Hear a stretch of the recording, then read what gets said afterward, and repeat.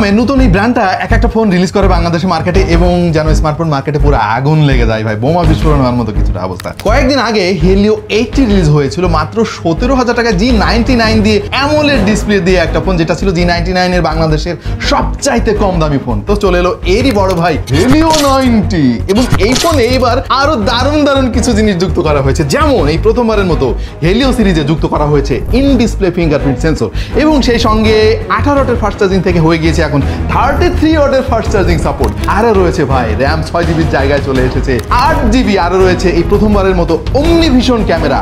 কি ভিশন ভাই, ওমনি ভিশন নাকি এমনি ভিশন, সেটা তো আপনাদেরকে একটু গবেষণা করে দেখাইতে হবে। এই জন্য চলে এলাম আপনাদের সামনে এবং হেলিও 90 খুঁটি নাটি ভালো মন্দ সবকিছু নিয়ে আপনাদের সঙ্গে আজকে আলাপ হবে এবং সেই জন্য সঙ্গে রয়েছি আমি ওয়াহিদ, আর আপনারা দেখছেন আপনাদের ভালোবাসার চ্যানেল টিটিভি বা টাইনা tuna pass. Let's get started.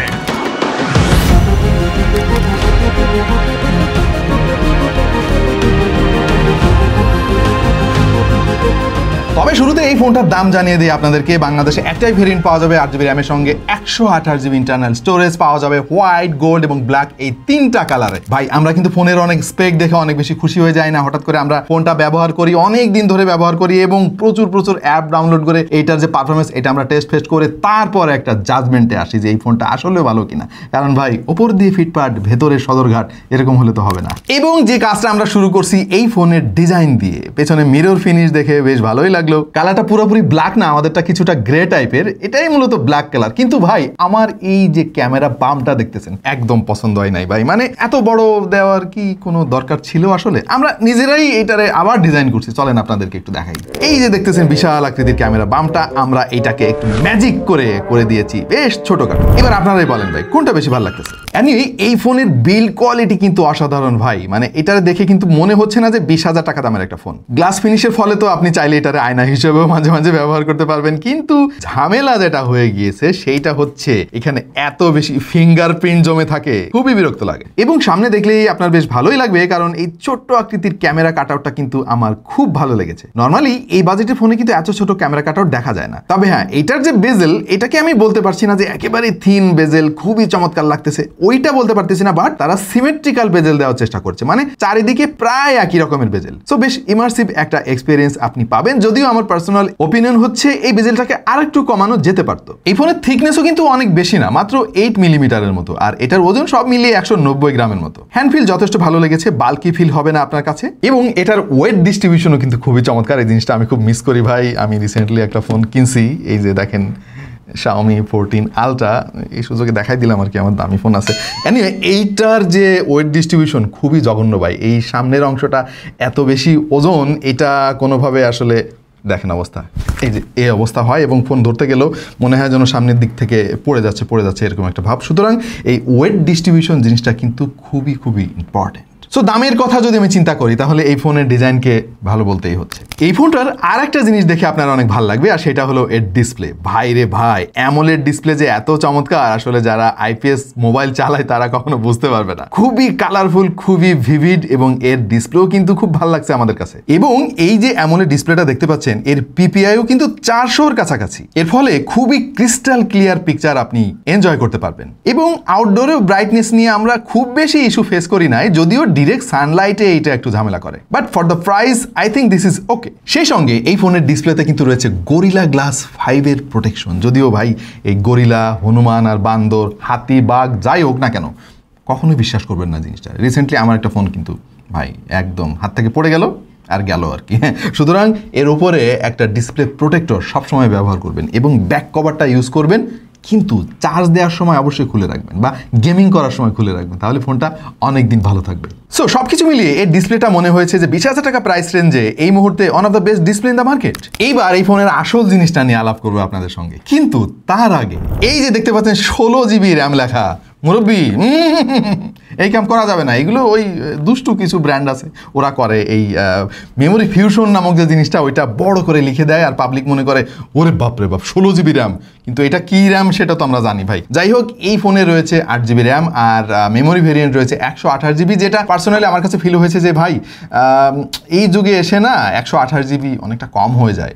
ফোনের মেমোরি অন্তত 256 GB রাখা উচিত ছিল। আমরা অনেক কম দামি ফোনে কিন্তু দেখেছি ওইরকম, দেখিনি তা তো না, আমরা 12-13 হাজার টাকা দামের ফোনেও কিন্তু 256 GB মেমোরি দেখেছি। এইখানে এই ফোনটা একটু পেছনে থাকবে। এবং এটার যে চিপসেট G99, এই নিয়ে আমরা মোট 16টা ফোনের রিভিউ দিলাম G99 দিয়ে। এখন ব্যাপার হচ্ছে যে ভাই এটার কিছু ভালো ব্যাপারও আছে, কিছু খারাপ ব্যাপারও আছে। ভালো ব্যাপার হচ্ছে যে 20,000 টাকা হিসেবে G99 কিন্তু খুব একটা খারাপ না। আপনি যদি মার্কেটের দিকে তাকায় দেখেন, এই 16টা ফোনের যে চার্ট আপনারা এই মুহূর্তে দেখতে পাচ্ছেন, খেয়াল করে দেখেন যে ম্যাক্সিমাম ফোনের দামই কিন্তু 25-30 হাজার টাকা। সুতরাং সেই দিক দিয়ে 20,000 টাকা প্রাইস সেগমেন্টে G99 খারাপ না। বাট এই প্রসেসর কিন্তু পুরান হয়ে গেছে ভাই। 2024 চলে, প্রায় শেষের পথে, 2025 আসবে করতেছে। এটা মনে হয় হেলিও ভুলে গেছে ভাই। এই পুরাতন চিপসেট আর কত? মিডিয়াটেকের প্রসেসর যদি আপনাদের অনেক ভালো লাগে, কোনো অসুবিধা নেই, আপনারা নতুন নতুন অনেক চিপসেট আছে, ডায়মেনসিটি সিরিজের দারুণ দারুণ কিছু চিপসেট আছে, সেগুলো ব্যবহার করেন। ওগুলো সফটওয়্যারের সঙ্গে অনেক বেশি অপটিমাইজ এবং ভালো পারফর্ম করতেছে। সো G99 আমরা আর দেখতে চাই না। এত ভালো ফিচার থাকার পরেও এই ফোনটা কিন্তু একটা দিকে বেশ খানিকটা পিছিয়েই আছে। যারা সফটওয়্যার আপডেট নিয়ে অনেক বেশি সিরিয়াস, তাদের জন্য দুঃসংবাদ হচ্ছে এই ফোনে অ্যান্ড্রয়েডের কোনো আপডেট আসবে কিনা এটা ভাই গ্যারান্টি দিয়ে বলা যাচ্ছে না। তবে সিকিউরিটি আপডেটগুলো নিয়মিত আসতে থাকবে। এনিওয়ে, সফটওয়্যার হিসেবে তারা out of the box Android 14 দিয়ে দিয়েছে এবং এই ইউআইটা কিন্তু বেশ ভালো লাগছে আমার কাছে। কিছুটা আইফোন ফিল পাবেন। তেমন কোনো ব্লোয়ারওয়্যার আমরা পাই নাই, ধন্যবাদ হেলিওকে। এবং এই ইউআইটা কিন্তু যথেষ্ট লাইট ওয়েট, মাত্র 14 জিবির মতো স্টোরেজ এর ইউআইতে অকুপাই করেছে। হেলিওর ইউআইটা দিন দিন বেশ সুন্দর হচ্ছে। 8 GB র্যাম হওয়ায় যথেষ্ট বাটারি স্মুথ পারফরমেন্স আমরা পেয়েছি। আর G99 যেহেতু 6 ন্যানোমিটার বেসড একটা প্রসেসর, এটার ব্যাটারি কনজাম্পশনও কিন্তু যথেষ্ট ভালো ছিল। সেই সঙ্গে ফোনটা খুব বেশি হিটিং হতে আমরা দেখিনি। আমরা এই ফোনের AnTuTu টেস্ট করেছি এবং ভাই এত স্কোর দেখে তো আমরা টাসকে খেয়ে গেলাম। 4,25,416, গিগ বেঞ্চে সিঙ্গেল করে 745 এবং মাল্টি করে 2,047। এই চারটার দিকে খেয়াল করে দেখেন, 20,000 টাকা থেকে শুরু করে 24,000 টাকা পর্যন্ত যত ফোনের রিভিউ আমরা করেছি, তার মধ্যে হেলিও 90 স্কোর কিন্তু এখন সবচাইতে বেশি। সুতরাং AnTuTu স্কোর নিয়ে যারা অনেক বেশি সিরিয়াস, তারা তো ভাই খুশি হয়ে যাবেন। দাঁড়ান আরো খুশির খবর আছে। G99 এর যতগুলো ফোনের রিভিউ আমরা এর আগে করেছি, সেই ফোনের চার্টে দেখা যাচ্ছে এই ফোনটা কিন্তু বেশ উপরের দিকেই রয়েছে। ইনফিনিক্সের একটা আর টেকনোর 2টা ফোন এর চাইতে স্কোর বেশি করেছে। তার কারণ হচ্ছে সেগুলোর স্টোরেজও বেশি। এবং এই নিয়ে মোট 5টা ফোনের রিভিউ আমরা করেছি হেলিও ব্র্যান্ডের, এবং তার মধ্যে এই ফোনটা কিন্তু সবচাইতে বেশি স্কোর করেছে। আরেকটা ব্যাপার হচ্ছে, এটা কিন্তু হেলিও ব্র্যান্ডের সবচাইতে এক্সপেন্সিভ ফোন সোফার। 20,000 টাকা দামের একটা ফোন, সুতরাং আমাদের প্রত্যাশা অনেক বেশিও ছিল না। তারপরেও আমরা এটাকে বিভিন্নভাবে টেস্ট করে দেখেছি, স্ট্রেস টেস্ট করেছি এবং বেশ ভালোই পারফর্ম দেখিয়েছে। ব্যাকগ্রাউন্ডে আপনি 5টা থেকে 6টা অ্যাপ ইজিলি রেখে ফোনটা অপারেট করতে পারবেন। হেভি ইউসেজেও খুব বেশি হিটিং আমরা হতে দেখিনি। যেহেতু G99 বেশ পরীক্ষিত ভালো একটা চিপসেট, এই ফোনটা দিয়ে আপনি গেমিংও করতে পারবেন। ফ্রি ফায়ার খুব ভালোভাবে চলবে, পাবজি, কল অফ ডিউটি এগুলো আপনি রান করতে পারবেন। হয়তো সেরা পারফরমেন্সটা পাবেন না, বাট 20,000 টাকায় এর চাইতে বেশি আর কি বা আশা করা যায় বলেন? ও হ্যাঁ, এই ফোনে কিন্তু তারা জাইরোস্কোপও দিয়েছে। জাইরোস্কোপ থাকলে যেটা হয়, গেমিং এর সময় কন্ট্রোলিংটা আরো বেশি নিখুঁত হয়। ক্যামেরা সেটআপটা একেবারে স্ট্রেট ফরওয়ার্ড। পেছনে 64 মেগাপিক্সেলের অমনিভিশন ক্যামেরা আর সামনে রয়েছে 32 মেগাপিক্সেলের সেলফি ক্যামেরা। অমনিভিশন জিনিসটা শুনে ভাবলাম যে কি রে, জিনিসটা নতুন শুনতেছি, একটু ছবি তুলে দেখি। এবং আমরা বেশ কিছু ছবি তুলেছি। এইটা যে অনেক আহামরি তেমন ছবি, সেইটা জোর দিয়ে বলা যাবে না, বাট অন্যান্য হেলিও ফোনের তুলনায় এগুলোর ছবি বেশ ভালোই এসেছে। তবে বাজেট রেঞ্জের ফোনগুলোতে যেগুলো সাধারণত সবসময় বেশি হয়, সেটা হলো আলো কমে গেলে ছবির কোয়ালিটি একটু খারাপ হতে শুরু করে। আপনি যদি প্রচুর আলো দিতে পারেন এবং একটু বুঝে শুনে ছবি তুলতে পারেন, তাহলে ভালো ছবি পাবেন। ছবিতে শার্পনেসের তেমন কোনো ঘাটতি নাই, যথেষ্ট ডিটেইলও পেয়ে যাবেন। যদিও ডাইনামিক রেঞ্জটা আর একটু বেটার আমি আশা করেছিলাম। তবে ভালো ব্যাপার হচ্ছে ছবিগুলো বেশি স্যাচুরেটেড করে ফেলে না, ফলে ন্যাচারাল লাগে দেখতে। এবং কিছু কিছু ছবিতে আমি এক্সপোজার কন্ট্রোলিং এ একটু দুর্বলতা খেয়াল করেছি। এই জিনিসগুলো সফটওয়্যারের মাধ্যমেই ফিক্স করে ফেলা সম্ভব। ভিডিও করতে পারবেন সর্বোচ্চ 2K রেজুলেশনে, তবে কত FPS এই জিনিসটা ভাই কোথাও খুঁজে পেলাম না। এনিওয়ে, এটার স্টেবিলাইজেশন মোটামুটি আর কি। তবে ভাই আমি পার্সোনালি একটা আলট্রা ওয়াইড শুটার মিস করছি। এই জিনিসটা দিয়ে দিলে না একদম কমপ্লিট একটা প্যাকেজ হয়ে যেত। সেকেন্ডারি নয়েজ ক্যান্সেলিং মাইক তারা এবার দিয়েছে, এটা আমি খুশি হয়ে গিয়েছি, বাট তারা কোনো স্টেরিও স্পিকার এবার দেয়নি।